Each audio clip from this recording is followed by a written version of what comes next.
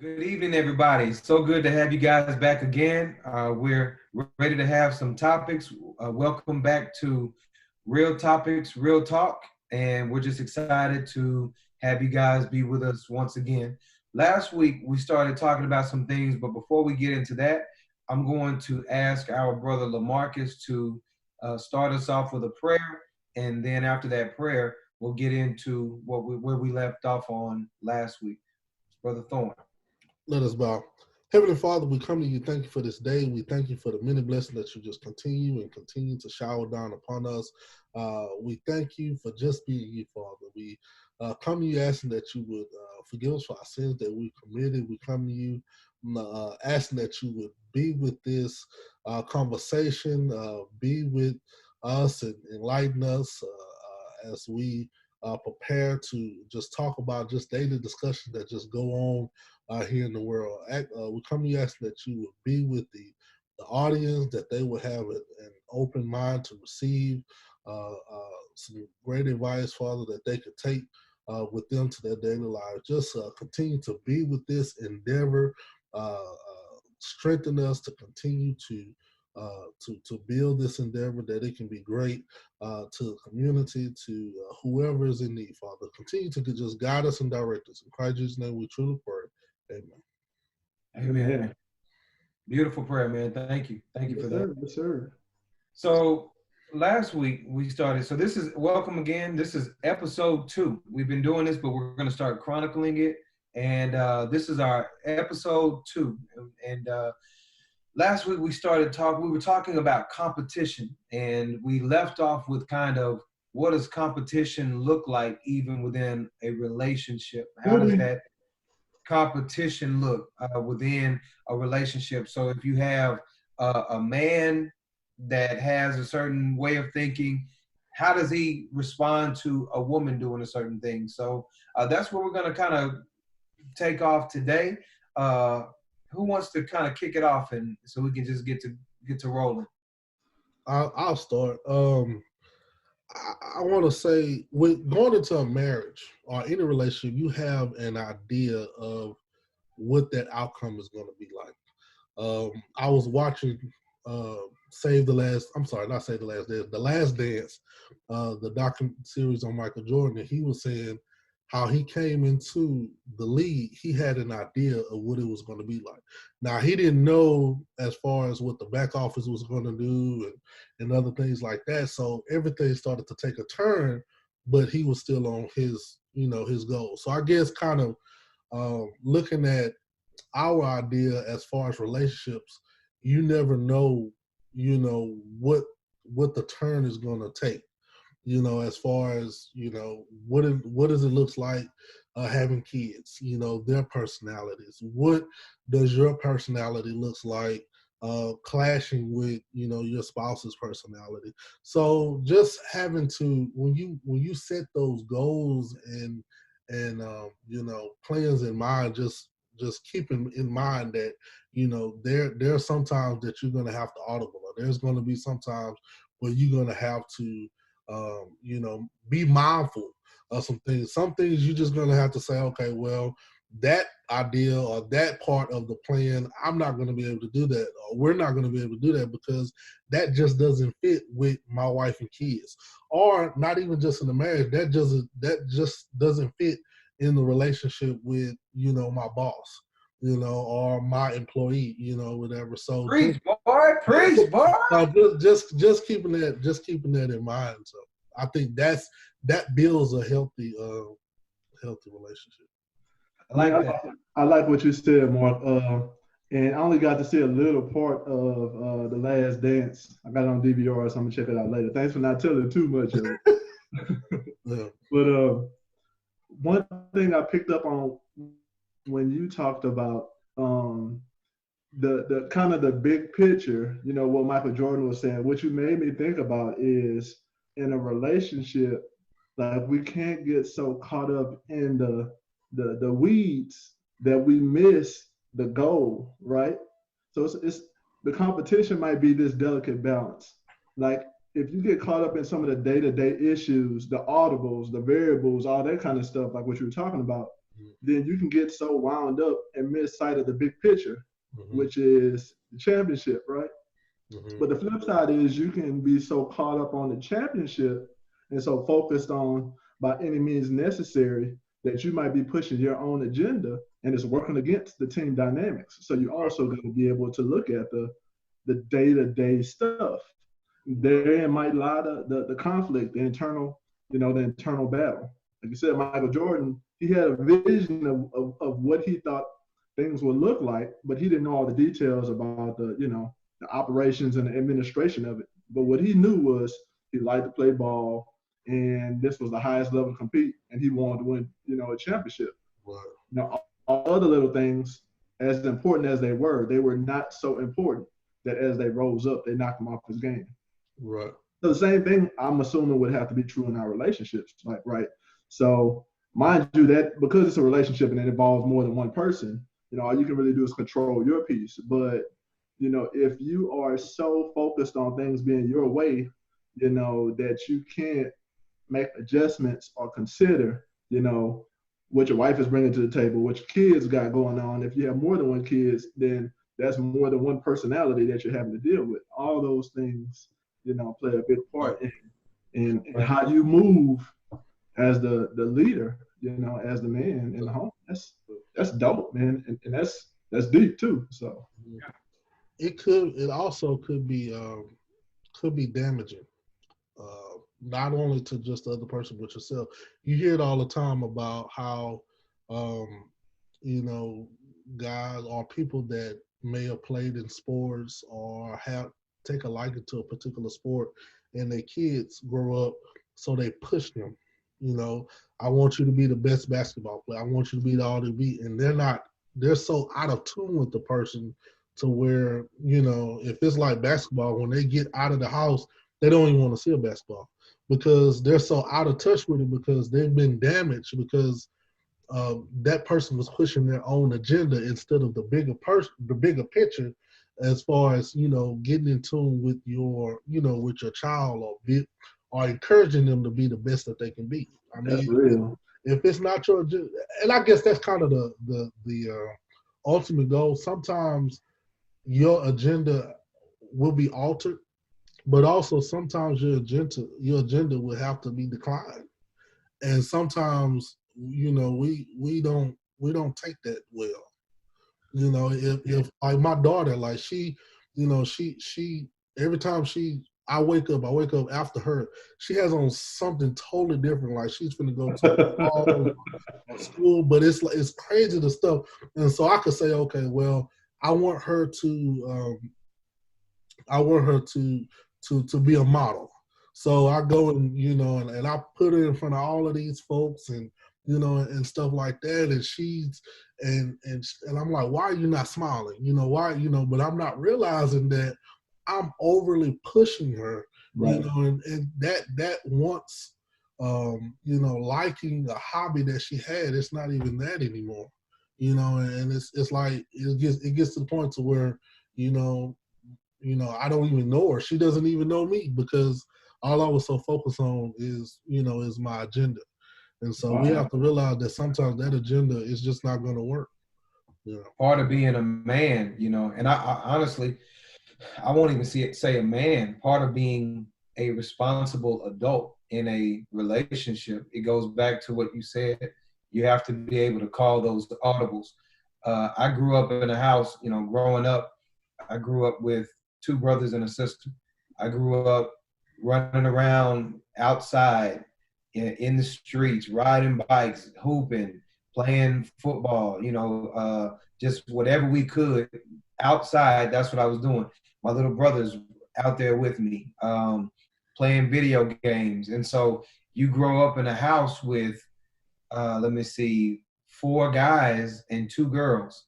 So naturally, I grow up a man's man. I grow up with aspirations and dreams.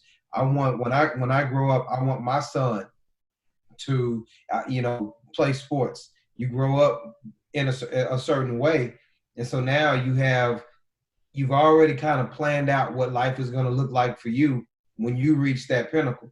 So now I'm saying when I get to be of age, and I have a family. I'm going to do this with my son. I'm going to do that with my son.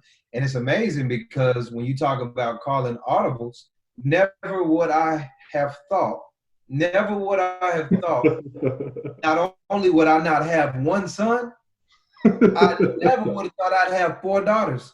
So the whole thought process of me growing up is out the window. So now I can kind of do what you were saying. I could either accept the fact that they are little girls and I can allow them to blossom on their own, or I can, kick myself all day, every day and say, you know what, no, I'm going to have a boy. I'm going to make a boy out of Danielle. I'm going to make a boy out of Yeah. And so now what I'm doing, like you said, I'm forcing what I grew up with to be my reality that I conjured up on my own. Now I'm pushing that off on them, trying to make them be something that they were never created to be.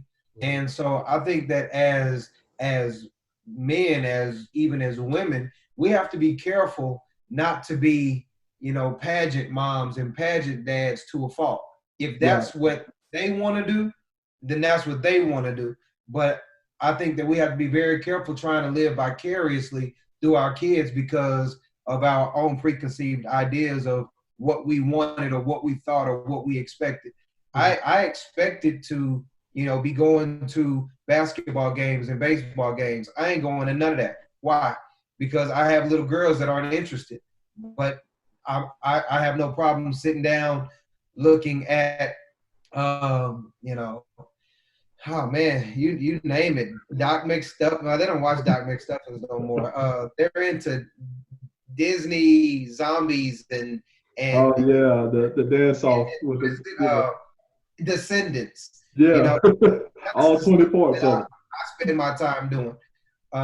And last thing, and I'll be quiet. I also look at how I grew up, like I said, heavily into sports and heavily into being active in those types of things.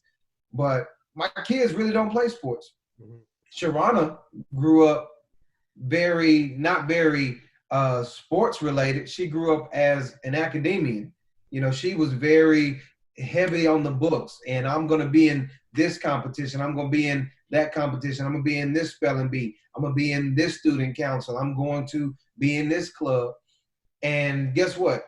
Now I'm watching my kid. I'm going to be in this school choir. Now I'm looking at my daughters sing. I'm looking at my daughter be student council president. I'm looking at my daughters win spelling bees, So, but that's what they've taken an interest in, and that's the direction they go. So I just kind of sit back and just kind of encourage them to be who they want to be. So, question for you. So, like your kids are older than ours.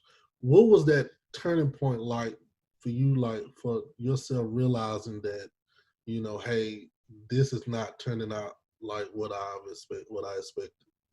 Which part? So, you mean like living life with 4 girls, or time after time of finding out I'm having a girl? Because after about that second or third time, I started just expecting girls. So if it's from the standpoint of I always thought I would have a son, by the time I started having these girls, that first one I was like, okay, I still got another shot. The second one came, I was like, okay, she might have another one after that, though. When I heard a girl again, I just started assuming. So I would say in that regard, the turning point came after I heard girl a couple of times. I just started assuming it was going to continue to be that. As far as me not putting on them what I expected, that just came through living. That just came through discussions. And I think that's why it's so important to have strong communication, even with your spouse, because if I can't pour into certain things, then prayerfully she'll be able to pour certain things in. And I started to see, okay, they're shaping up to be more like mama. They're not taking on the interests of daddy. Right. And so I would say that came, I started seeing that about 3 years in, maybe 4 years in, when Danielle, my oldest, she's 11 now, but when she turned about 4 or 5, that's when I kind of started saying, okay, they're not going to be that boy I always wanted. And so then it got easier. Gotcha. Initially, because Mike, you got girls. Initially, it was a little rough because I was like, okay, well, I have an opportunity to, teach them sports. And yeah, they're gonna be like Kobe Bryant. They're gonna GG. I'm gonna have a GG and all this kind of Right. stuff. But it got easier. That I would say that second, that third, by the time that fourth one came, I wasn't expecting them to want to do much of anything active, because that's not their example. But I had the practice to kind of get all that out on Danielle. So by the time the other ones came, I was good. I like Sonny that you said that it took you having to communicate with your wife, and that Yeah. perspective to help balance it out. Because it makes me think about most men, because typically we don't talk. We wrestle with some of that stuff on our own, and that's where the issue comes in. That's where the internal competition and conflict happens. Because, like you said, like you, okay, I didn't get any boys, but let's see which one of the girls gonna turn out. I want to be Yeah. like dad on the court. And so it's interesting because I'm kind of like in the situation where LaMarcus said. So my dad pushed me so much when he started seeing I was getting tall to want to play ball because that's what he wanted to do, that I kind of started to fall out of love with it. Like Mm. play ball up until high school, like freshman year, he put a lot of pressure on me. I was like, I'm done. So I went and got a job. I'm working at Fiesta, making money, doing whatever the case. I graduated high school, went to the military, and I regained my love for basketball in the military when I didn't have anybody in my ear telling me to do this. And then I pushed myself. And so now, fast forward, oh goodness, I've been out of the military for about 10 plus years now for sure. Yeah. Um, I have two girls, like Sonny's saying. And my wife is like, yeah, they're going to be models. Look at how pretty they are and stuff like that. And I'm like, cool, because I didn't have any expectations of them, like getting into sports like that. But lo and behold, my oldest Hope, she like, Daddy, I was watching this clip of Michael Jordan, and Daddy, look at this, and Daddy, can we go to the park and play basketball? And Daddy, and I'm like, in my mind, I'm like, okay, I have to be careful because am I going to push her now, to do like my dad did and invest everything in her because she's real timid, and I'm like, if you're gonna play ball, you gotta be able to take this, you got, but she's also, a girl. And I'm like, if that's not what you want to do, babe, you don't have to do that. So it's interesting. The dynamics for me is, like Sonny said, I communicate with my wife. Of course, my wife wants them to be models and girly girls, and I try to stay away from the basketball, but my daughter's like, Dad, can we go play ball? So it's a balance, and I'm communicating. I'm not competing with myself on that. My hoop dreams have been long gone. And if that's what she wants to do growing up, then I will support her. Keyword support. But I'm not going to force her. And so that might be the greatest segue ever because I got a question. Support. Yeah. All right. So for a lot of men, we don't like the idea of having to be helped with things, right? Because we associate that kind of closely with having to be told something, right? We don't want to be told. We want to, I don't know what it is. We got it. We can fix it. That's what we do. That's how God made us, right? Mm-hmm. But is there a difference between help and support? I mean, it sounds like semantics, right? Wordplay. But is there a difference between the idea of help, somebody having to help you get something done, or somebody supporting you and getting something done? I think it's I think it's a huge difference. Me personally, I believe the support is kind of, hey baby, whatever you want to do, I support it. I agree with it. That's more of, I guess that's kind of more of a broad aspect. I remember going to California, and we went on one of the docks, and there was a woman fishing, And the man, he was turned around watching the newspaper. And he was just like, my wife likes to fish, so I support her. He went out there, but that's not helping. Not saying that he was wrong, but there's no help in that. However, you may have a business venture, and so my wife may have a business venture, and I might say, hey, let's see what we can do to make this work together. I think that's more so of helping. The difference between helping and supporting. So supporting is more so of it in I guess an emotional state. Hey, I'm gonna make sure that she has all she needs emotionally to do the best, to be the best that she can, be. I think with help, that brings in all of the other characteristics in terms of, hey, let's see what this looks like. Let's go find that office. Hey, I found this. Hey, I'm your partner. I'm in the fire just as much as you are. So. I like how you said with the, I can see how you would say semantics, but if you do slow it down, I think that you can see some differences. And I honestly, I agree with what Marcus was saying, because a support, to me, that's a type of disposition. The support looks a lot of different ways. So does help, but support looks a lot of different ways. So sometimes I can support you just by being there. I'm not necessarily doing anything actively. I think support sometimes is more passive. So let's say that I lose somebody close to me, and somebody, and I'm torn up on the inside. Support might be somebody just showing up, just saying, hey, I just don't want you to be by yourself. I'm here for you. I'm here with you. I'm just go sit on the couch. I don't need you quoting me scriptures. I don't need you telling me, everything happens for a reason. Right. I don't need you telling me, all things work out, just being there, that's supportive. But when I need help, then I can start asking her, you know what, how would you deal with this if you dealt with this, or when you dealt with this? Help me through this. Help me understand how you were able to get past some of these, what I'm dealing with now. How were you able to healthily move forward? How were you able to be in your right frame of mind when you went through this? That's more of a help. That's more engaging. But support, that's more of a disposition. I'm not going to hinder you. I'm not trying to push you. I'm not trying to nudge you.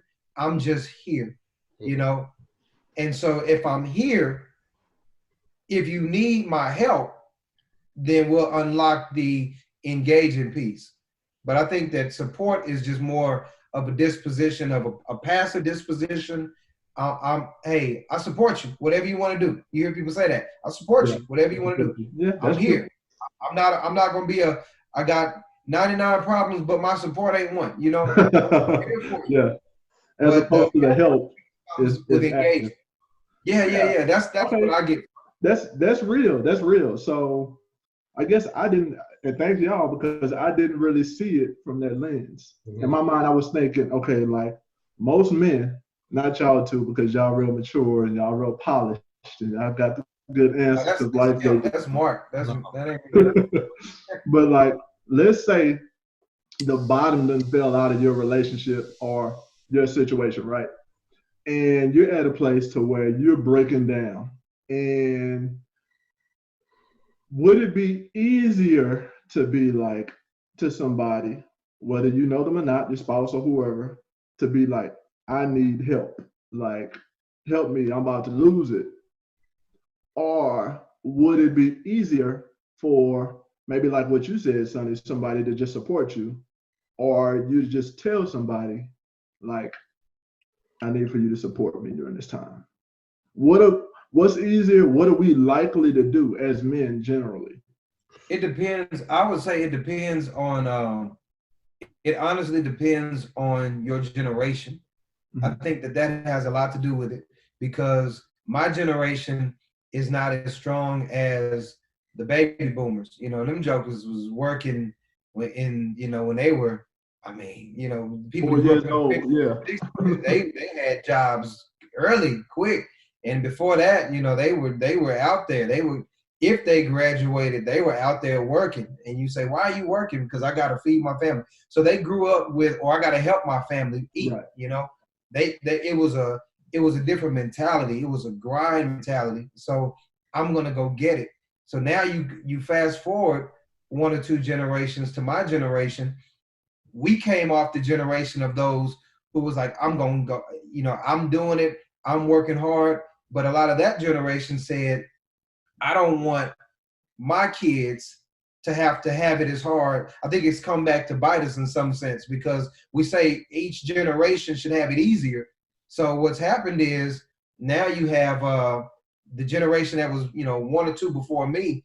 Those adults now said, I don't want my kids to struggle like I struggled. I don't want them to not have the opportunities that I have. I want it to be easier. So now they provided certain opportunities for us, so therefore we didn't have it as hard as them, and we made they made it easier, so we were able to do more, get further, but with less work. But then we grow up with the mindset of all of the next generation should have it easier. Now we already had it semi-easy, Right. but now you got my 6-year-old walking around with iPads, and they don't have to really ask us much. They can Google stuff. Everything is given. So I think if you go back further generations, it's harder for them to ask for help because they're used to getting it. They're used to reading books and encyclopedias and dictionaries. Now these kids don't even read. That's true. Not much. I mean, I won't make that generalization, but they don't like to. I'm a school teacher. I see it. They rather just, can I Google it? Mm-hmm. Can I just get it on my phone? So this generation wouldn't have a hard time asking for help because that's all they ever do. They get their help from Alexa and Siri. That's cool. That's cool. That's it. That's perspective right there. And you made me think about it. And so your parents, which are your children's grandparents, are more likely to spoil them even more than you would, mm-hmm. just because they don't want them to have to go through what they went through. Exactly. Really? Now that they're in a position to do even more, they do even more for them than they did for us. Exactly. Even what now. What does that do to that generation? When that generation grows up and everything is given to them, now they probably won't have a hard time asking for help. And there's nothing, it's almost like being desensitized to ask for help, because when you go to college, hey, you need this credit card. What is that? That's help. Hey, in your email, you need this loan. That's help. So they're desensitized to even have to struggle to get anything. You got bad credit? We'll help you. They grow up hearing all this stuff. Yeah.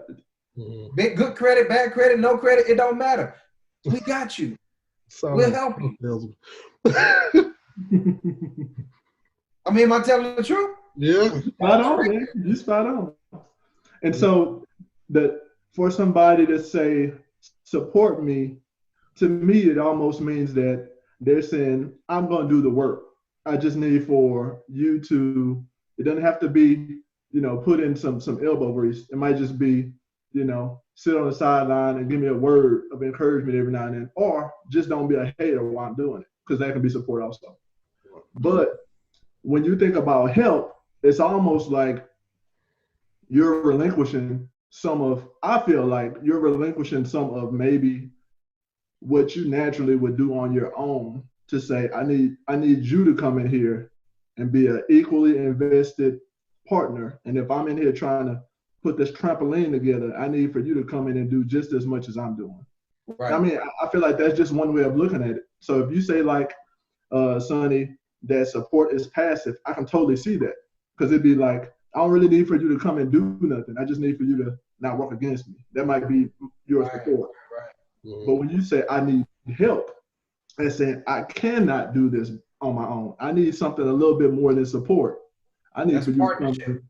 I need for you to come in and actually do something, contribute something. That's going, I think that's a good way to break it down. Help is partnership, and support is more just, presence. Yeah, yeah. Maybe. Mm-hmm.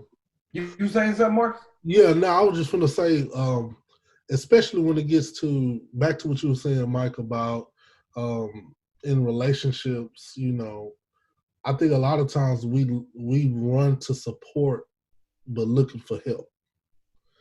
Mm-hmm. The reason why I say that is like we talk about it all the time. How our spouses come home from a hard day at work. And I guess in that case it's more of a support. But our spouse to look for us like, man, I'm really struggling here. But it's like, okay, I'm finna help you, but do you want it? And I think sometimes on the recipient, we pick and choose when we want to support and when we want to help. Or we when the help doesn't look like how we want it to look, they say, no, I don't need your help. I just want your support. Right. So, or on the receiving end, it's like, hey, you can tell, that you're struggling, but back to what Gerald was saying about how this generation and generations to come, we're just not asking for help. Is just something that's not genuine. It's kind of takes us out of our comfort zone. So we just naturally go to that support. Like, hey, I just need, we hear it all the time. I just need you to listen. I just need to vent to you. But you vent to me, and I say, aha, I think right there, it's something that needs to change, or it's something that I can help you with. Let me help you with that, yeah. Right. But sometimes we don't take it further and say, well, can you help me? It's just like, no, I can Google it, or, based on, I don't want to be vulnerable and, open up to you, to allow you to help me. No, I'm good with that. I just need your support. I'm good. And it's funny you say that, man, because you have to break it down, male and female, because if Sharana is saying this is on her mind, and I went here and I had to deal with this, and then so and so said that, but then I didn't like that, so then I was thinking, well, I'm not gonna say that, but I am gonna say. So then my first thing is, okay, how can I fix it? My mindset is, how can I fix what you're talking about? Right. But see, in that instance, she might not be looking for me to help the situation. In that instance, she's looking for support. Mm-hmm. What is support? Just be there. I don't need your commentary, Sonny. I don't need your opinion. If I need it, I'll ask for it. But what I tend to do is I want to jump in. Okay, no. So what you need to do is this. What you need to do is that. This is how I would have played it. Well, I mean, that's the helping piece. Mm-hmm. But sometimes she just needs the support. Just listen to me. I've already, I know what I want to do. I know kind of the direction I want to go. But I just want you to listen. Now, when I get to the end, more than likely she'll kind of give me a chance to say what I want to say. Right. And most of the time she will.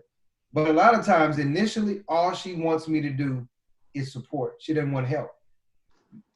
On the flip side, if I bring something to you, I've mulled over it in my head. Right. And I'm having a difficult time with something. So I'm like, hey, I want your input on it. If I bring it to you, I'm not bringing it to you just to vent. Right. I'm bringing it because I want your perspective. Right. I can think about it on my own. If I really want to, get your perspective now, I'm coming to you. Right. And if I'm giving you all this information, hey, what do you think about this? But that's my outlook. If I bring it, I want some help on it. If she brings it, most of the time, if she ends up wanting help, it starts off with just support. Just listen. Don't fix it. Just listen.